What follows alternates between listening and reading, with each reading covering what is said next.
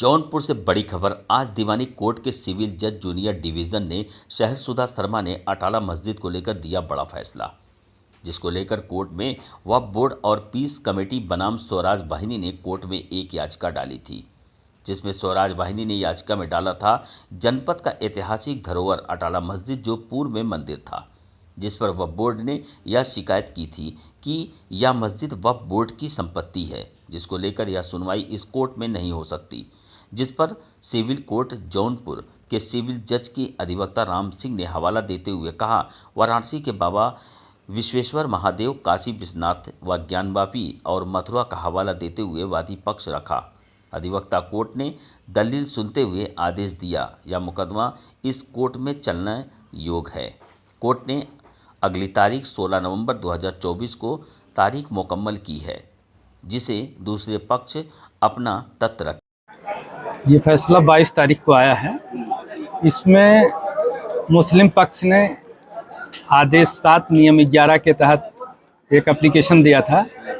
वाद की पोषणीयता को चैलेंज किया था कि वाद पोषणी नहीं है, जिस पर हमारी तरफ से आपत्ति दाखिल की गई थी और उसी बिंदु पर सुनवाई करके कोर्ट ने आदेश किया और मुस्लिम पक्ष की याचिका को खारिज कर दिया है, आपत्ति को, यह कहते हुए कि ये मुकदमा पोषणीय है और चलने योग्य है, न्यायालय में चलेगा। उसके लिए अग्रिम तारीख 16/11 लगाई हुई है कोर्ट ने कमीशन के लिए और स्टे की सुनवाई के लिए। मुस्लिम पक्ष ने क्या आपत्ति? मुस्लिम पक्ष ने एक एप्लीकेशन दिया था आदेश 7 नियम 11 के तहत, ये कहते हुए कि इस मामले को सुनने का क्षेत्राधिकार इस न्यायालय को नहीं है, ये मामला यहाँ नहीं चल सकता है, ये वक्फ की प्रॉपर्टी है और वक्फ संबंधित मुकदमे सिविल न्यायालय को सुनवाई का क्षेत्राधिकार नहीं है। यही उनका मुख्य बिंदु था। कोर्ट ने ये कहा कि नहीं, ये वक्फ की प्रॉपर्टी नहीं है और कोर्ट को इस मामले को सुनवाई का पूरा क्षेत्राधिकार प्राप्त है।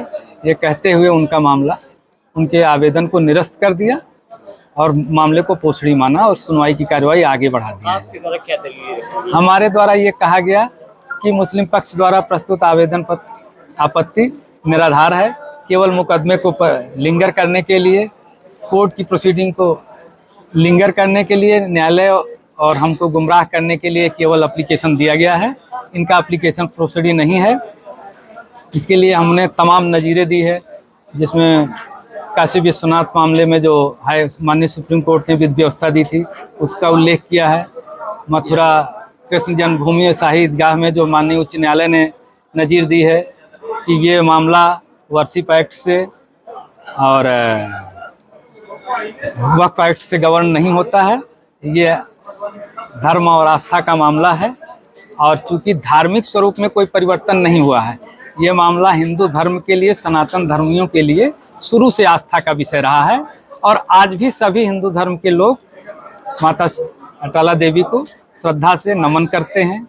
जब भी वहाँ जाते हैं तो प्रणाम करते हैं, जहाँ भी रहते हैं वहीं से उनकी श्रद्धा वहाँ पर बनी हुई है, इसलिए वर्शिप एक्ट इस पर लागू नहीं होता है। क्या कोर्ट यहाँ कोर्ट में मुकदमा चलता रहेगा? हाँ, मान लिया कि नहीं अब ये मुकदमा यहाँ चलेगा।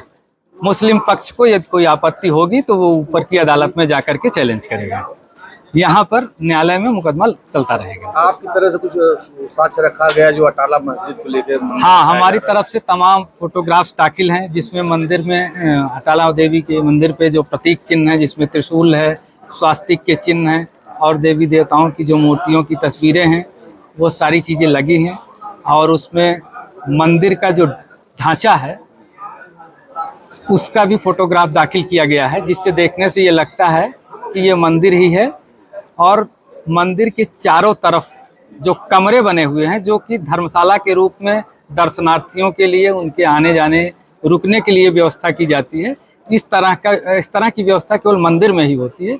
मस्जिद में इस तरह का कोई कार्यक्रम नहीं होता है और ना वहाँ पर कोई धर्मशालाएं होती हैं। लेकिन अटाला देवी का जो मंदिर है उसके चारों तरफ जो कमरे बने हुए हैं, जो धर्मशाला के रूप में है, उसके बीच में आंगन है। चूँकि देवी का मंदिर है, यहाँ पर महिलाएं और तमाम स्त्री, बच्चे, पुरुष सभी हिंदू धर्म के लोग जाते हैं। नवरात्र में कड़ाही चढ़ाने का प्रोग्राम है, पूरी हलवा चढ़ाते हैं, तो उसके लिए दर्शनार्थियों को विश्राम करने के लिए धर्मशालाएं बनी हुई है। क्योंकि हिंदू धर्म के जितने भी मंदिर हैं लगभग हर जगह जो है धर्मशालाएं उपस्थित हैं, उनके आसपास कमरे हैं। अगल बगल जगह की कमी की वजह से अगल बगल भी ज़्यादा कमरे बने हैं, जबकि मस्जिदों में ऐसा कोई कॉन्सेप्ट नहीं है। जो वो पीछे की दीवार जिसको मस्जिद बताते हैं, उसका जो आकार है वो भी मंदिर की तरह लोग बताते वो हैं। हाँ, मंदिर की तरह पूरा स्ट्रक्चर उसका मंदिर का है, और उसमें कोई मीनार नहीं है, जबकि मस्जिद के लिए मीनार होना मस्ट है। मंदिर में कोई मीनार नहीं होती है। और मंदिर के जब फिरोज शाह तुगलक ने उसमें तोड़ फोड़ कराई तो उसके ऊपरी स्वरूप को ही केवल तोड़ पाया, क्योंकि तत्कालीन हिंदू धर्म के लोगों ने उसका जबरदस्त प्रतिरोध किया, और उसकी वजह से जो है बहुत व्यापक पैमाने पर विरोध होने की वजह से शासन व्यवस्था बिगड़ने लगी। तो फिरोज शाह तुगलक ने एक कंप्रोमाइज का रास्ता निकाला कि जितना मंदिर का हिस्सा टूट गया है उसको उसी तरीके से छोड़ करके बाकी सारी चीज़ें जो नीचे की हैं वो अनवरत उसी तरीके से बनी रहेंगी। उसको ऊपर से थोड़ा सा मस्जिद का रूप गुंबज का दे करके फिर दोनों लोगों को जो है वो, चूँकि उस समय वो शासन में थे इसलिए उनके कब्जे में वो चीज़ बनी रही, लेकिन हिंदू धर्म के लोग बाहर से ही अपना जो है श्रद्धा सर्वे किया जाए कि हाँ टीम गई थी, नहीं हो पाया था। उसी बीच जब कमीशन की रिपोर्ट दाखिल हुई कि सर्वे में जो है प्रॉब्लम विपक्षियों द्वारा क्रिएट किया गया जिसकी वजह से नहीं हो पा रहा है, तो अब जो है पुनः उस पर उसी बीच ये 7-11 का एप्लीकेशन उनके द्वारा दे दिया गया, जिस पर ये सुनवाई होने लगी। अब अगली 16 तारीख को उस पर आगे अग्रिम आदेश होगा जी।